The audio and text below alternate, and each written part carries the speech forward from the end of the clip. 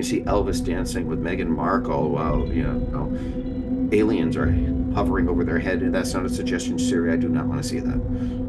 Well, maybe, but Claire. That'd be fun. yeah, it's kind of fun, actually. So there is that too. Right. Okay. So who's your real person, Chris? Yeah, who's your real? Okay, a lot of people Unless it say was Uri Geller and I just took it.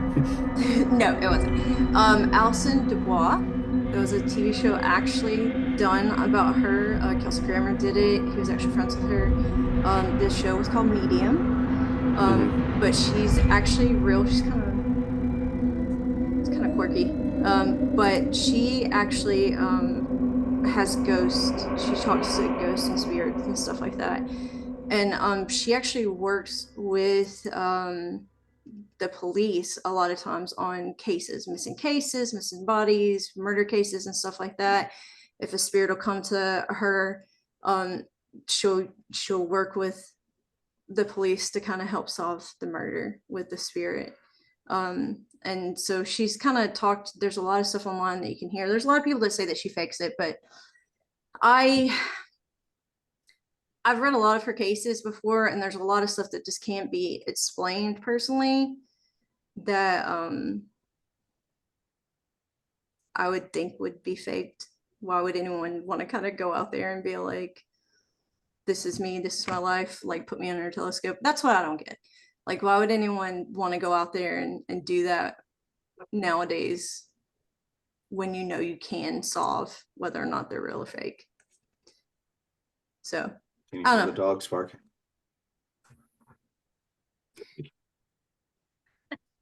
Yeah.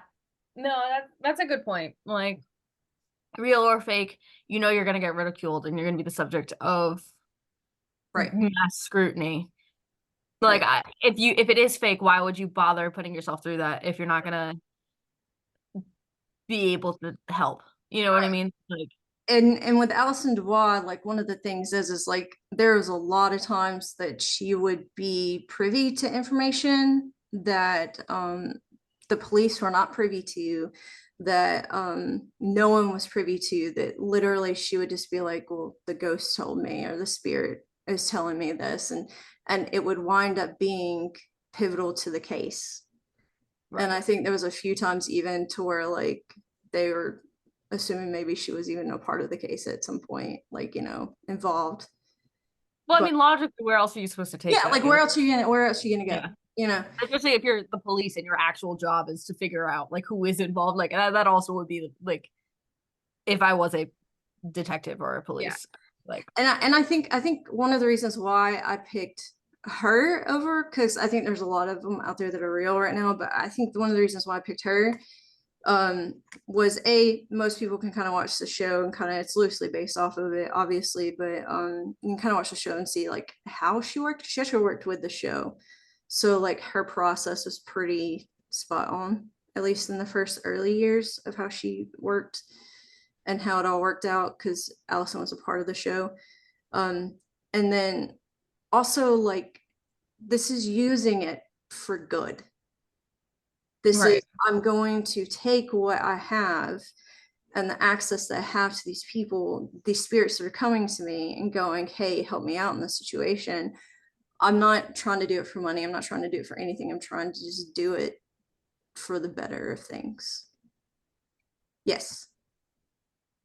So just a little background. A plurality of Americans and a plurality of people around the world believe in psychic phenomenon. The funniest part is most people believe it's about predicting the future, and in most cases, it is not about Right. predicting the future. In 1967, I believe, 1967, the CIA started running experiments on people who purported to have some variation of ESP, which at that time just stood for extrasensory perceptions. Yeah. And they did experiments on far viewing, where people were told to visualize something that they had never seen. So close your eyes and visualize, the Thames River and the bridge over the Thames and the people on it. And then they would draw it out. in some cases, it was about trying to view a specific human being at a distance. There's another person in another room, a distance away from you. Please draw that person. In Mhm. some cases, it was, of course, like the Bill Murray experiment in Ghostbusters, where he has the cards backwards, and and of course he's the Actually shocking the psychic. right. Yeah. And there are some experiments about force negative content, Mhm. where if you repeatedly gave somebody a shock, they would tap that section of their brain. And then there were others about, like, honestly, there's actually some people who seem to have some sort of pyrotechnic, I guess it's really called pyrokinesis, telekinesis in a small variation. Nobody can float things in the air, but there are definitely people who have been observed moving a small object a small distance directly in front of their thing, almost like they had a reverse electromagnetic field on their hands. So it is interesting to me, okay, because you're talking about the show medium. This is why this popped into my brain.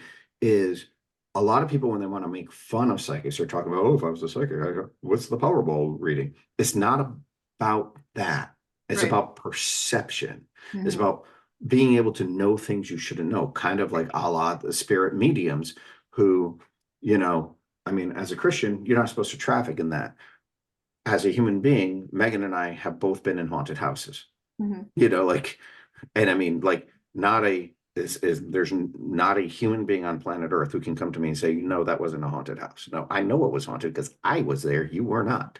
That kind of a situation.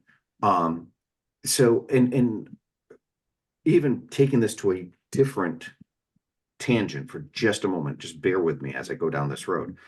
What if, going back to our conversation about ghosts 3 months ago, all right, what if you're not really talking about people who have an extra power, but their perception is such that they are perceiving, we've talked about ghosts being as almost as an interdimensionality or living on a different plane of existence than we do, but concurrently with us. Mhm. What if they are a person who simply just can perceive that and communicate directly through the veil, like somebody who can see the Fae?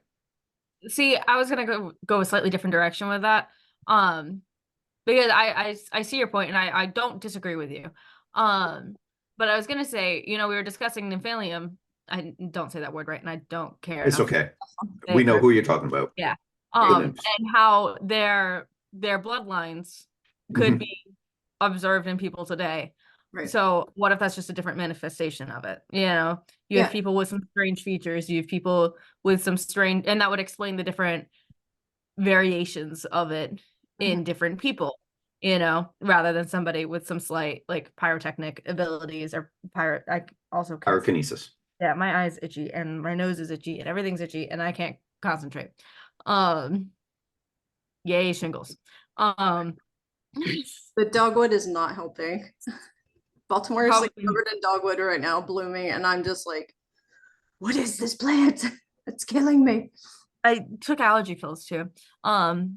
Anyway, but that would explain the different, like, because there's people who seem to have some affinity for water. There's people who seem to have some affinity for, the contents of others' minds, whether they're telling the truth or lying or their intent with their overall actions. There's some who like, you know what I mean? It's not always just like seeing the future or can move stuff slightly like an electromagnetic field, or some people seem to have a combination of it, which could be different bloodlines merging. Like, like there's different.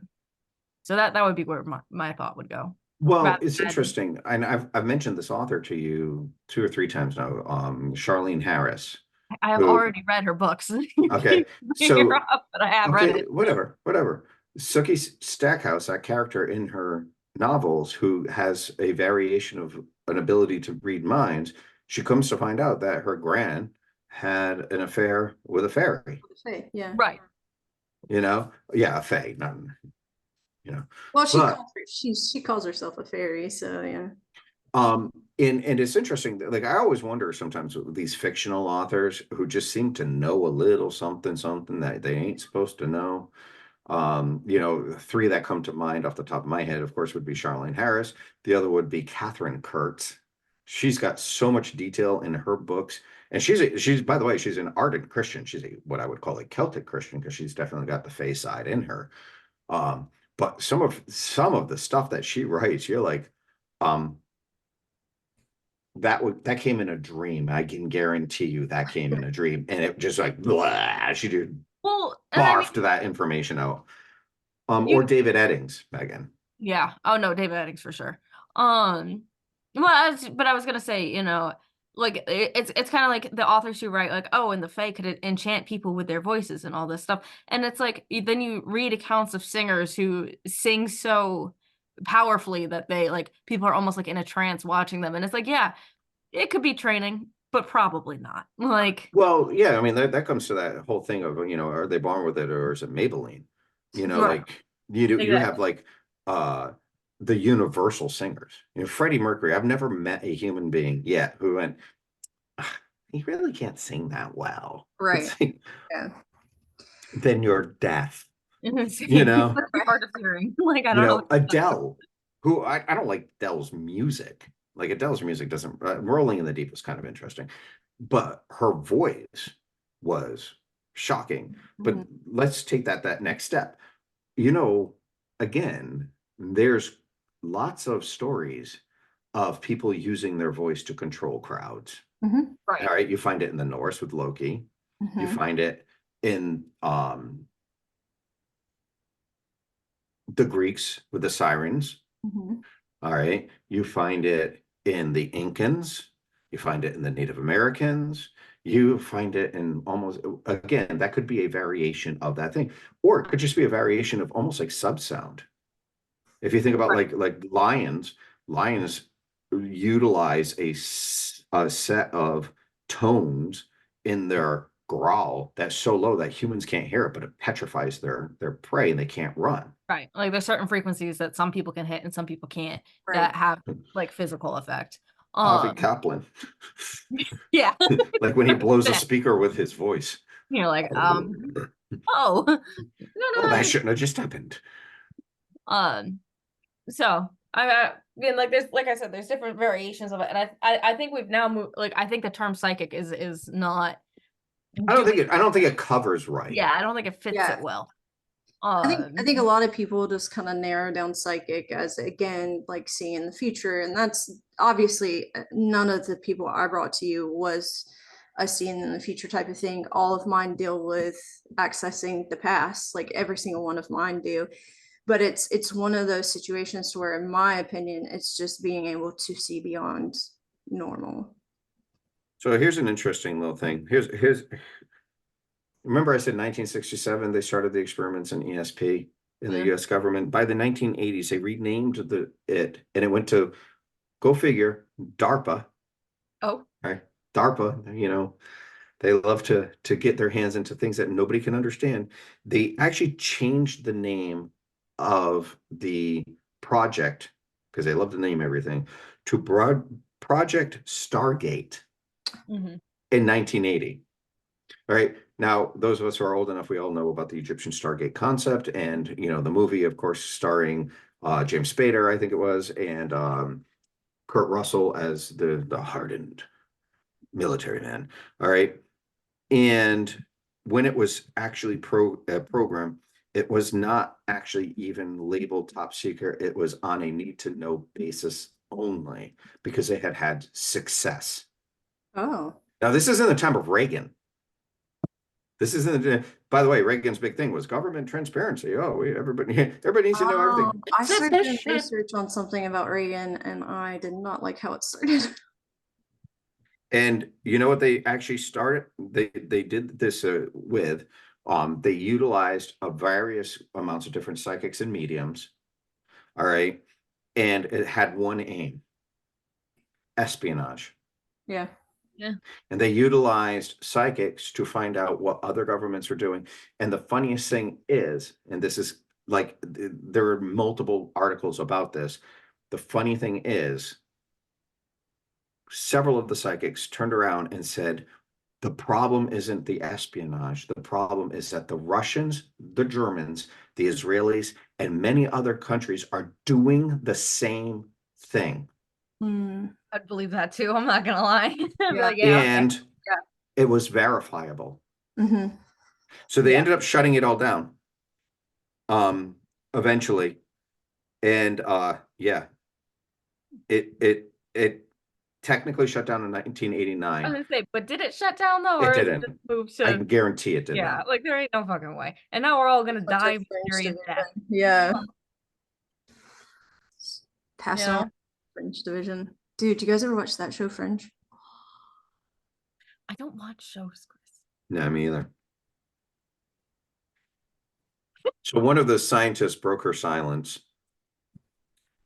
Did she die? She's not living. Yeah. She's All not right. living. She gave an interview to 48 Hours, and they asked her a specific question. Where's a person? His name was Charles Jordan. And she answered after some concentration that he was in Lowell, Wyoming, and she spelled it Lowell. She was off by one L.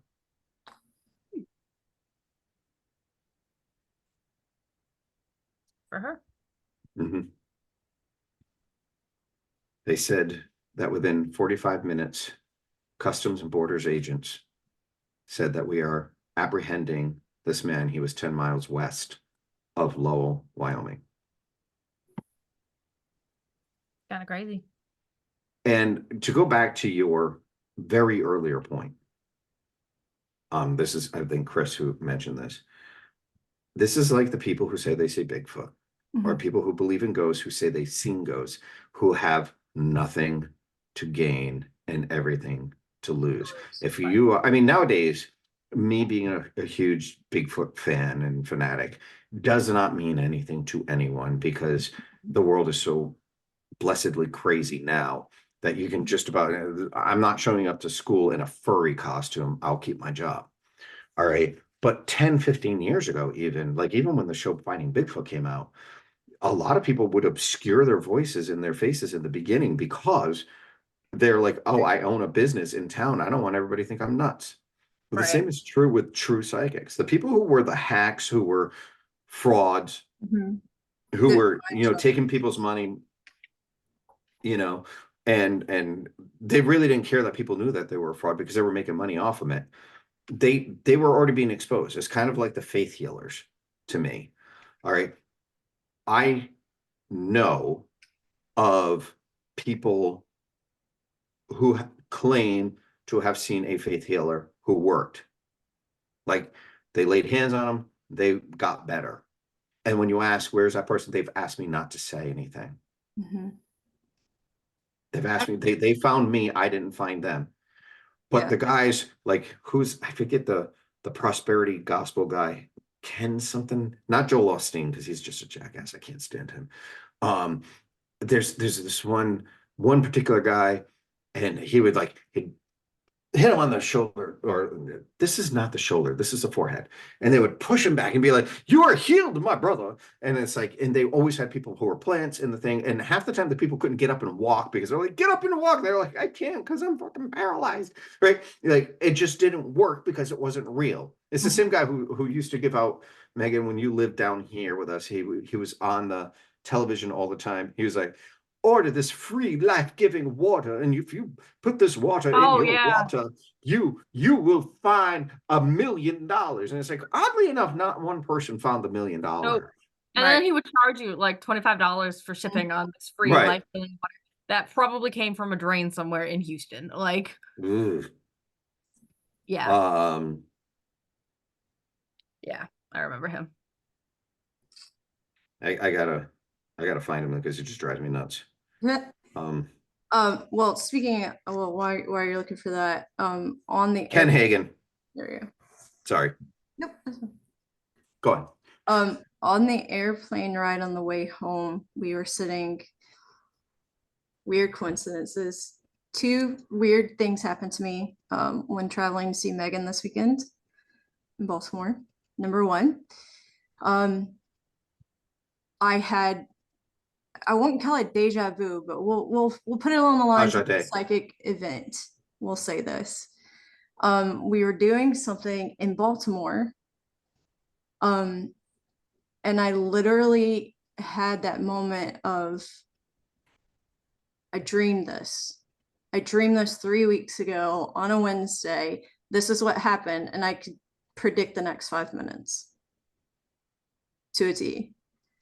Now I can't remember what it was, which is odd enough. But so that happens probably about once a year with me, anyways. But my dreams are like pretty crazy. But like, and it wasn't vague either. It was like things I'd never seen before, things I'd never experienced, situations that I couldn't have made up. It's not like it was something in your apartment having a conversation with you or anything like that. It was like while we were in Baltimore, and I did no research with Baltimore at all beforehand. I mean, you told me Edgar Allan Poe was buried there, and I was like, I did not know that. What? Yeah. So I was like, I'm a big Edgar Allan Poe fan. And then the next thing that happened was on the plane ride there, Tom and I sit by a gentleman, did not speak to him at all. He was nice, said hello, of course, but didn't speak to him at all. On the flight back, we had the same exact seats next to the same exact guy. Oh, that's crazy. Yeah. And so, of course, all three of us were like, whoa, okay, we got to talk. That's a little weird. Yeah. And he's a pilot, of course. For the military, his wife actually flies for Delta. And he was the nicest guy, and we were just talking a lot about stuff. And you know, I want to move to Alaska, and he was stationed in Alaska for quite a few years. And so I was trying to get him to convince Tom to let us move to Alaska. I think it might have happened. But he was mentioning a lot of stuff, and of course, like Tom and I being who we are, we're like, okay, so you're a fighter pilot for, you know, you literally retired. Aliens, what have you seen? You know, and he was like, definitely seen some crazy stuff out there that can't be explained. A lot of that stuff, and I was telling him about the podcast, and so we were talking about all this other stuff, and he mentioned something. He watches a YouTube channel called Truck House Life about a guy who basically built a house on the back of his truck and drives around Alaska. Interesting. He's seen some stuff then. Yeah. Yes. So he said the last video, or one of the last videos the guy did, and I'm going to send you a link to it, and hopefully we can put a link below in the description. We can do that. Description box, absolutely, because I've been watching. I've actually seen a couple of videos of this guy. This guy's absolutely amazing, anyways. But so I thought it was like really cool that you mentioned this guy. But he said that he did a Q&A, and he said the craziest thing that the guy said that had ever happened to him in Alaska was he saw Bigfoot. And he was describing it, and one of the things like that he talked about was that he was in such shock that Bigfoot was walking by that he couldn't even get it out of his mouth to tell his friends to turn around and look. Like he couldn't do anything, but he was just so frozen. But he knows beyond a shadow of a doubt that that was Bigfoot. And I don't tell a lot of people because like people think I'm crazy, but I saw Bigfoot. And so again, it just boils down to like when you actually have these experiences and when it's real to you, you're not going out there searching for fame or anything like that. You kind of want to keep things a little on the DL because you're like, is this going to put me in the psych ward? Like, right. So, and not to go off on the Bigfoot tangent, and I promise I won't. However, I will say that the show alone on I think it's on Disney Plus now, actually, as I think where they house it. At least one, if not two people on the show alone have had Bigfoot encounters and or sightings. And they wouldn't let them say that that's why they tapped out. They tapped out of the show because of this. And they're like, oh, it was definitely bear activity. It was this, it was that. And they've come back independently afterwards and said, no, I know bears. I've seen bears. That wasn't a damn bear. right. Yeah. You know, I'll also tell you that like when we talk about like the concept of there being so much more out there than anybody really wants to either know or admit or whatever, you know, whether you're talking about psychic phenomenon or Bigfoot or aliens, but you know, obviously the government has knowledges that we don't have. All right. When I was in 5th grade, like this is a thing that happened to me, and therefore I believe it was real. Now, could I swear up and down, jump up and down, put my hand on the Bible and say, like, 100% this is something that happened? No, I wouldn't do that, because fifth grade was a very long time ago for me. I'm 53, I'll be 54 in a couple of weeks. But when I was in fifth grade, we had a mass UFO sighting at my elementary school. And when I say a mass UFO sighting, I mean the entire fifth grade, and I believe one of the other grades, it would have either been fourth grade or sixth grade, we were outside for gym. And we all heard something weird. We all looked up. And it was the only time I've ever heard an elementary school teacher, his name was Mr. Springer, was our gym teacher, swear. And he said, "What the hell is that?" Because it looked like a UFO. It looked, circular, woo, and we all, and he's like, "You can't say anything to anyone. People think we're nuts." I've told many people this story over the years, because I would love to truly know what the hell it was. And it's funny, if you talk to like people I know from that age, there are certain people who remember it being that way, and other people say, no, it was just a plane. So they've either I have changed my memory, or they have changed their memory. Right. But some of us are right and some of us are wrong. Right. Like somebody's got to be correct here. Yeah. Right. And I mean, and it is what it is. It's the same thing of psychic phenomenon. I've seen magic acts that make me go, I don't know that was a trick. Mm-hmm. Like, I can figure out a lot of them. And there was one that I can remember offhand. They're like, oh, while he was doing this person was doing this over here, and you couldn't see it. And it's like, no, I was looking there and I was watching really close, and I didn't, like, they either flash or you're lying. There was like when Penn and Teller did it, they would show their tricks. Like, I could pick up that fast. Other times I was like, I don't know. There was one on America's Got Talent, I think. And I'm trying to remember the full details of it and make sure I'm not mixing up two different ones that the same person did. But it involved the ring of either Mel B or Heidi Klum. And they ended That's up exactly what I was thinking of too. Yeah, and like the ring ended up with like the other one's like imaginary friend's name in like written in a note wrapped up in the ring on the ceiling, like in the roof. And they're like, oh, the ring you're wearing right now actually is a fake. And like they tested the ring, and the ring they were wearing was a fake. And it was like, I don't know how they did that. Like, that was crazy. So I definitely believe, when it comes, pulling this back to psychics and ESP and the such, I definitely believe that there are people who have some variation of what we would call extrasensory perception. Now, whether or not that is because they can instantaneously take in a whole bunch of information and just put it together, like they're Sherlock friggin' Holmes and Tony Stark put into one. Sick. Or, which is sick. Also, they would be a billionaire with a really cool exosuit. Or they're getting their information almost like an animal, where they have instincts that are putting that information together. That's like that person that you go into the woods and they never get lost. They can always find their way out, and you're like, what the hell? Or in the similar instance, those people who have trained themselves to be able to smell the air around them. I mean, Megan and I used to do this when she was a kid. We could go outside and smell the air and tell you if it was going to snow that day or if it was going to rain. So now scientists have actually done studies on that, and they have found that a small percentage of the population can actually smell the weather. See, I always thought it was just something that we were kind of vaguely trained to do, because apparently some people just spend so much time outside. I don't know.